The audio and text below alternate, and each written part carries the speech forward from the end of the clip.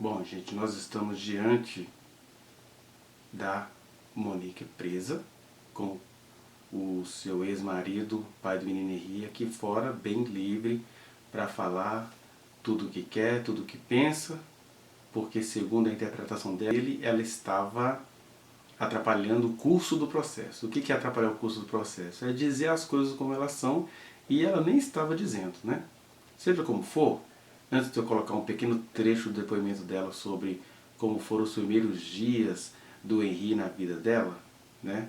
Desde a gestação até o nascimento, eu preciso falar com você de 3 coisas, mas eu vou falar só uma dessas 3. Mas as 3 coisas são as seguintes.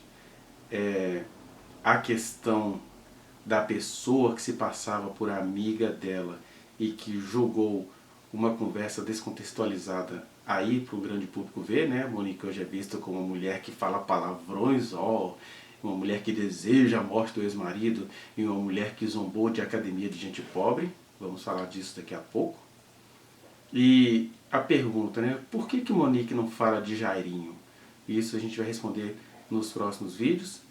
E uma outra questão sobre por que ela estava lá naquele jogo do Flamengo festejando. Então, é aqui que começam algumas questões. A pessoa que vazou os áudios, e a gente não sabe como é que o Leniel conseguiu isso, mas a primeira coisa que a gente precisa pensar é por que essas pessoas que vazaram esses áudios da Monique não mostram o contexto da conversa, né, de como era a amizade dela com essa pessoa. Porque uma pessoa entrou na vida da professora Monique, se fez de amiga dela e possivelmente ali em conversas, deixa eu te filmar, pede isso, posso falar com você agora, tal, e a gente sabe, a professora Monique é uma mulher traumatizada com os homens, né? E afinal de contas, o seu primeiro marido está fazendo o que ele está fazendo agora com ela presa e ele fazendo essa covardia toda. O seu então namorado, à época, matou seu filhinho e ela veio a descobrir isso cerca de 30 dias depois que aquele homem que era elegante para fora, estranho com ela, mas ao mesmo tempo era confuso com a criança, que esse homem também seria o assassino dessa criança, o acusado de assassinato, né? Então, essa pessoa ela tem traumas com esses homens, para não falar de outros relacionamentos, onde possivelmente, eu não duvidaria nada se viesse ao nosso conhecimento que a Monique escapou de muitos assédios vida afora, né? Aí, uma pessoa dessa vivendo a solidão que a professora Monique está vivendo, porque ela vive uma solidão ali. Né? Eu vejo que a família tem dificuldade de se posicionar em prol da filha, da parente, da irmã, da amiga. A família tem dificuldade de se posicionar, porque a gente tem toda uma tradição por trás disso. Né? Ai meu Deus, porque Deus permitiu que isso acontecesse com ela, vai ver que tem alguma coisa, e as pessoas vão ficando acuadas para agir. Né? A gente até publicou hoje aí o vídeo da mãe da Isabela Nardoni, porque as pessoas a viam como uma mulher seca, sem sentimentos, e ela só estava mesmo, era atordoada com a situação. E assim se encontra a professora Monique. Aí essa mulher sai da prisão e começa a conversar com outras mulheres que ela imagina, tadinha, que tem os mesmos sentimentos que ela, que sabe dos mesmos sofrimentos pelos quais ela passou. E uma dessas mulheres entrou na vida da professora Monique e começou a conversar com ela. E é aquela coisa que quem nunca fez isso, né? Nós temos na Bíblia os chamados salmos precatórios, porque diante do grande sofrimento que as pessoas sofriam, tem um salmo lá, acho que é o Salmo 137, que vai dizer: Filha da Babilônia, tomara que pegue os teus filhos e os jogue contra uma pedra.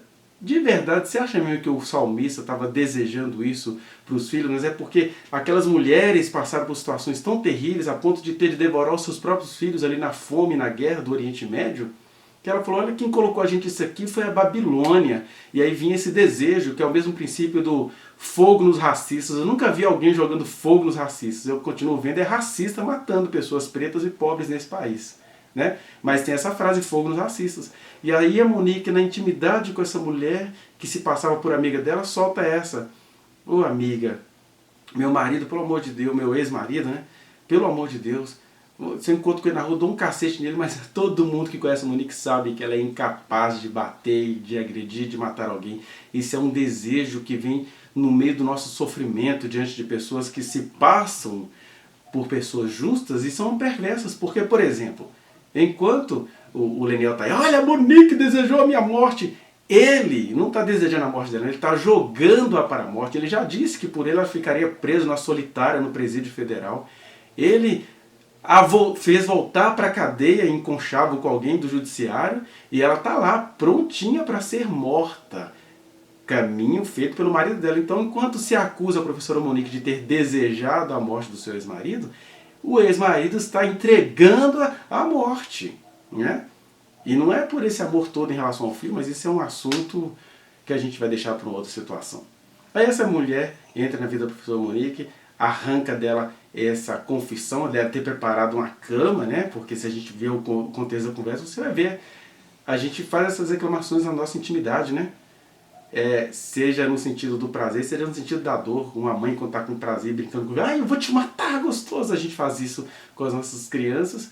E a gente também pensa assim no dia do infortúnio, por que esse cara está fazendo isso comigo? Se eu pego ele, dou um cacete nele na rua, mas na hora que a pessoa aparece, só existe amor e humanidade e patrimonialidade, né? Assim como muita gente aí acha que eu odeio o Leniel, se eu encontro com ele pessoalmente, ele vai ter o melhor tratamento humano, que é o tratamento que ele não consegue dar à sua ex-mulher, a maravilhosa mãe, que ele sabe que o filho dele teve.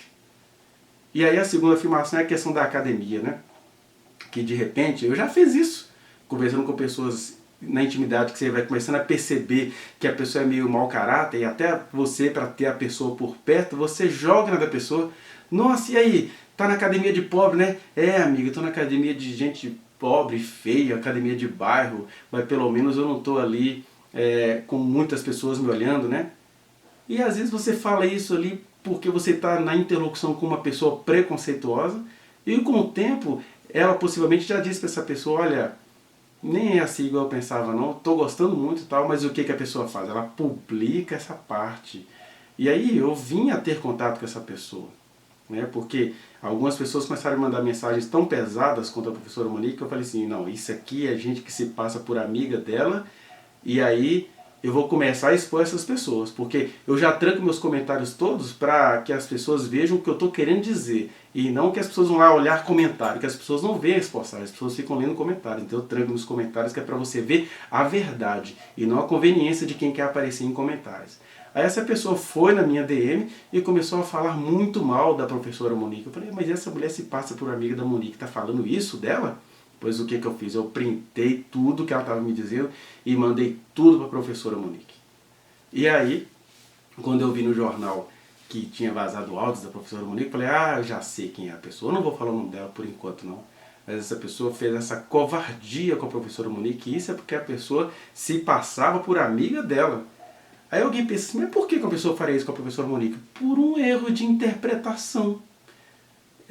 Segundo a pessoa, eu tenho tudo printado aqui, a pessoa me disse a época de que a Monique, digamos assim, acabou para ela o dia que ela viu a Monique num jogo do Flamengo, festejando. E as pessoas não sabem, as pessoas nem conseguem compreender o ritual de uma mãe em luto. A Monique vivia indo a jogos do Flamengo com o filho dela, e ela viu naquele jogo específico a maneira dela rememorar, dele dizendo, eu estou aqui com o meu filho, quantas vezes estive aqui com ele, estou com saudade dele, quero me lembrar dele, e quero estar aqui festejando como se ele estivesse aqui. E aí a mãe está lá, fazendo o seu luto, aí vem um jornalista fofoqueiro, infeliz, pega aquela imagem, ao invés de falar assim, deixa eu conversar com a professora, deixa eu ver quais são os motivos dela, né? Não, o negócio é botar a mulher na fogueira. Pega a imagem, publica, né? Faz uma reportagem, a Monique estava no jogo do Flamengo, mas uma mãe em luto não pode ir no jogo do Flamengo rememorar os sentimentos dela pelo filho dela, não? Quem conversa com a Monique pessoalmente, quem conhece ela de perto, sabe da vivência dela com o Henri, como é que ele gostava de Flamengo e como é que é maravilhoso uma mãe rememorar isso com o filho dela, que ela perdeu a revelia da vontade dela.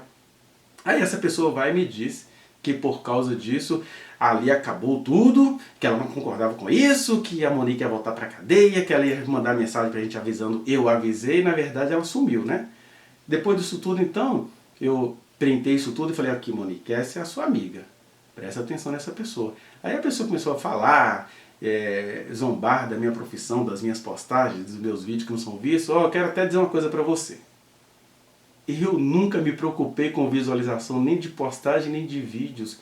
O que eu estou fazendo aqui é uma semeadura, semeadura da esperança, semeadura da ética, semeadura da luta pelo direito das mulheres, no caso a professora Monique, e tantas mulheres estão sendo injustiçadas junto com ela.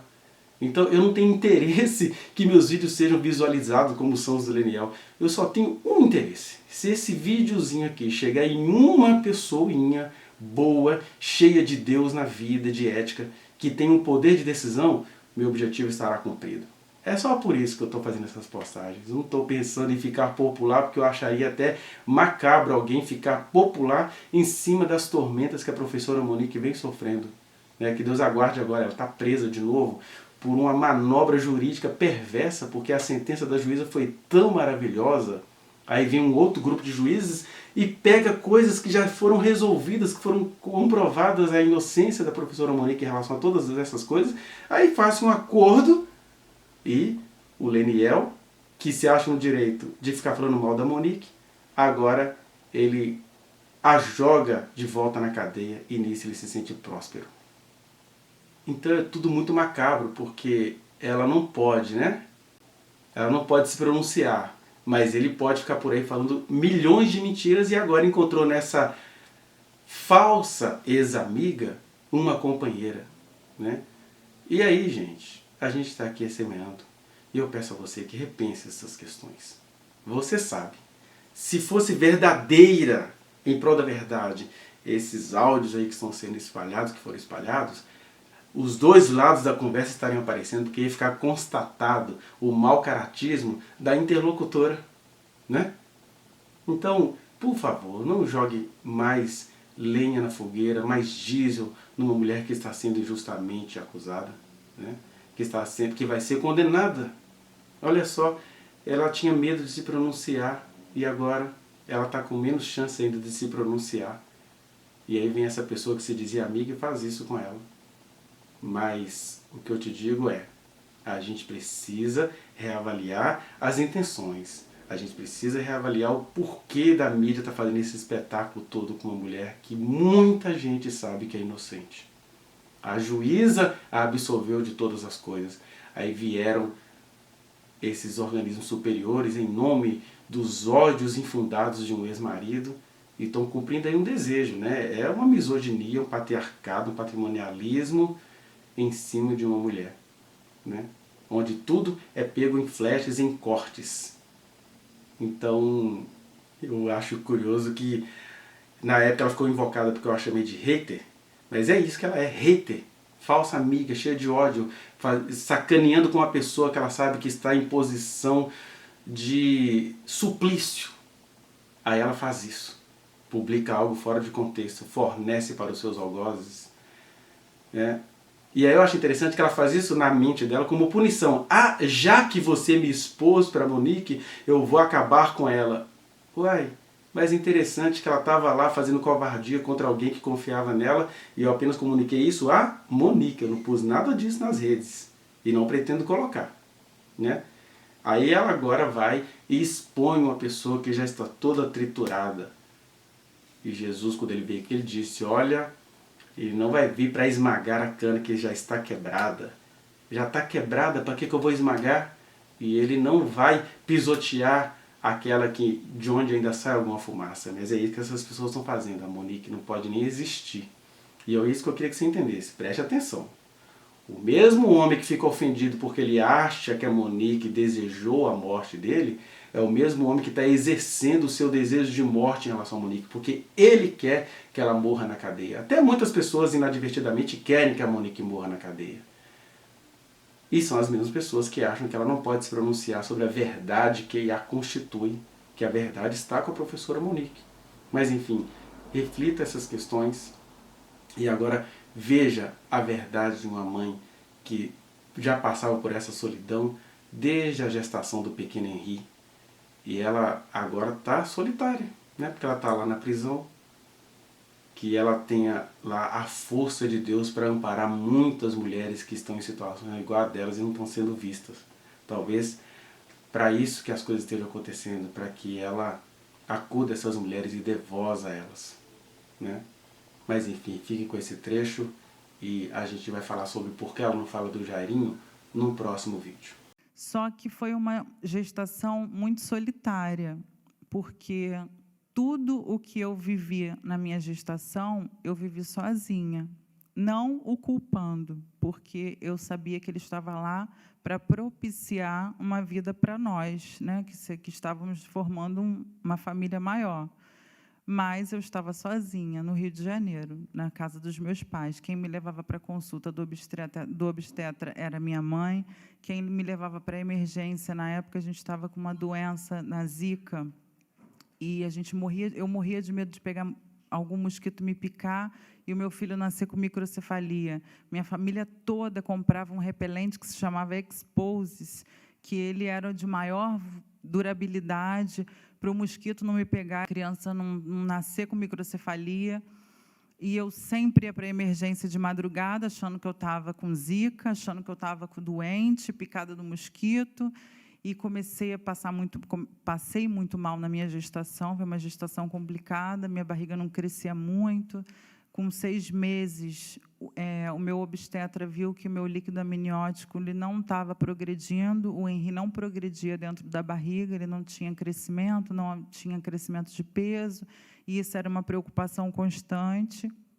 Quando foi com 9 meses, exatos 9 meses, a última consulta com o obstetra, que seria a última ultrassonografia para marcar um parto cesárea, Leniel veio ele estava aqui comigo, foi um dia que ele estava, e o doutor André, que era o meu obstetra, foi fazer a ultrassonografia e verificou que eu estava sem líquido amniótico e que Henri estava em sofrimento. Então, eu deveria fazer o parto naquele mesmo dia.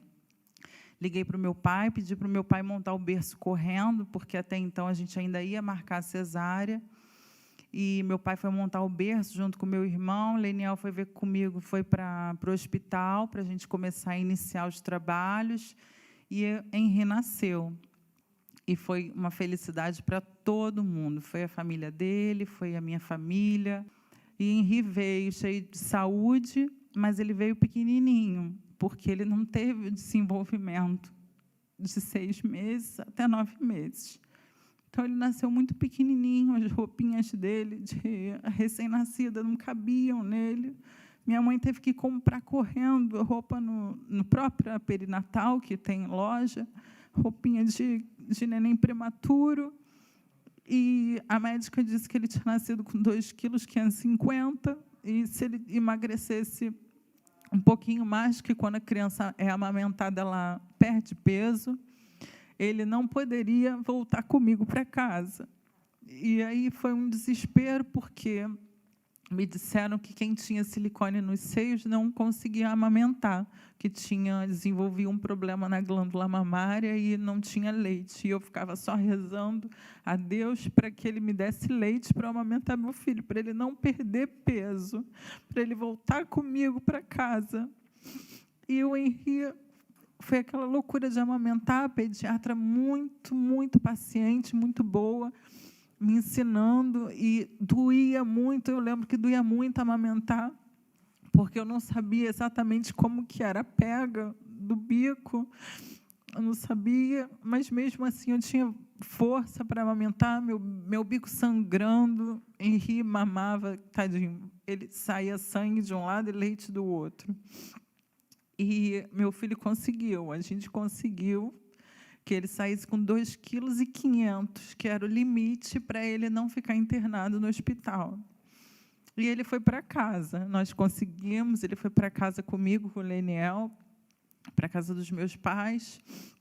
A pediatra recomendou que eu não podia ficar próxima do fogo, não podia fazer comida, minha mãe me ajudou em tudo. Já tinha uma pessoa também que nos ajudávamos em casa. E Leniel conseguiu tirar uma licença de 7 dias, licença paternidade pela empresa dele, e eu consegui tirar uma licença de 1 ano para cuidar exclusivamente do meu filho. Eu tirei a licença de 6 meses de maternidade, mais 6 meses pelo aleitamento. Então, eu fiquei 12 meses com meu filho, mais 1 mês de férias. Eu fiquei 13 meses exclusivamente com meu filho. Vá no link que está aqui na descrição e acesse a reflexão na íntegra. Não se esqueça de dar o like nesse trechinho de vídeo, compartilhá-lo e se inscrever neste canal, apertar o sininho para você receber as notificações. Muito obrigado.